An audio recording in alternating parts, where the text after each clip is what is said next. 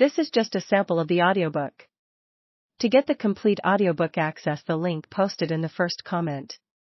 Because you have to buy it as an extra, don't you? No, what I mean is that the computer doesn't have a separate keyboard. You control everything from the screen. Ove shakes his head in disbelief, as if he's just witnessed the sales assistant walking around the counter and licking the glass-fronted display cabinet. But I have to have a keyboard. You do understand that. The young man sighs deeply, as if patiently counting to 10. Okay, I understand. In that case, I don't think you should go for this computer. I think you should buy something like a MacBook instead. A MacBook? Ove says, far from convinced. Is that one of those blessed e-readers everyone's talking about? No, a MacBook is it's a laptop with a keyboard. Okay, Ove hisses. He looks around the shop for a moment. So, are they any good then? The sales assistant looks down at the counter in a way that seems to reveal a fiercely yet barely controlled desire to begin clawing his own face. Then he suddenly brightens, flashing an energetic smile. You know what? Let me see if my colleague has finished with his customer so he can come and give you a demonstration. Ove checks his watch and grudgingly agrees, reminding the assistant that some people have better things to do than stand around all day waiting. The assistant gives him a quick nod, then disappears and comes back after a few moments with a colleague. The colleague looks very happy, as people do when they have not been working for a sufficient stretch of time as sales assistants. Hi, how can I help you? Ove drills his police flashlight finger into the counter. I want a computer. The colleague no longer looks quite as happy. He gives the first sales assistant an insinuating glance, as if to say he'll pay him back for this. In the meantime, the first sales assistant mutters, I can't take any more. I'm going for lunch. Lunch, snorts Ove. That's the only thing people care about nowadays. I'm sorry, says the colleague and turns around. Lunch, he sneers, then tosses the box onto the counter and swiftly walks out. 2. 3 weeks earlier, a man called Ove makes his neighborhood inspection.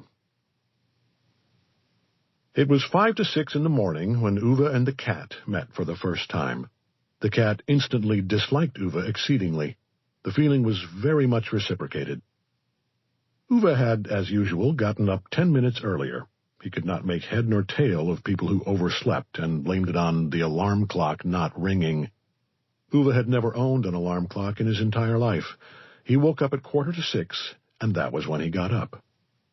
Every morning for the almost 4 decades they had lived in this house, Ove had put on the coffee percolator, using exactly the same amount of coffee as on any other morning, and then drank a cup with his wife.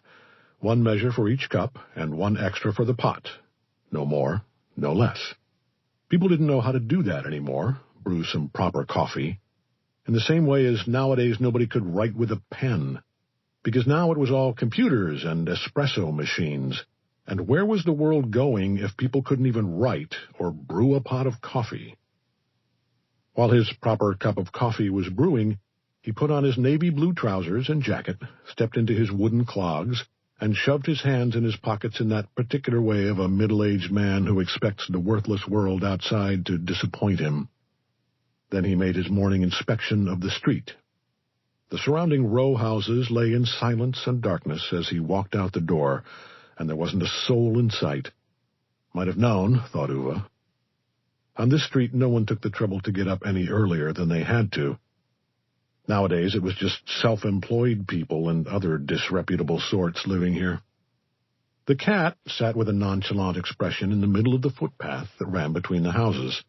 It had half a tail and only 1 ear. Patches of fur were missing here and there, as if someone had pulled it out in handfuls. Not a very impressive feline.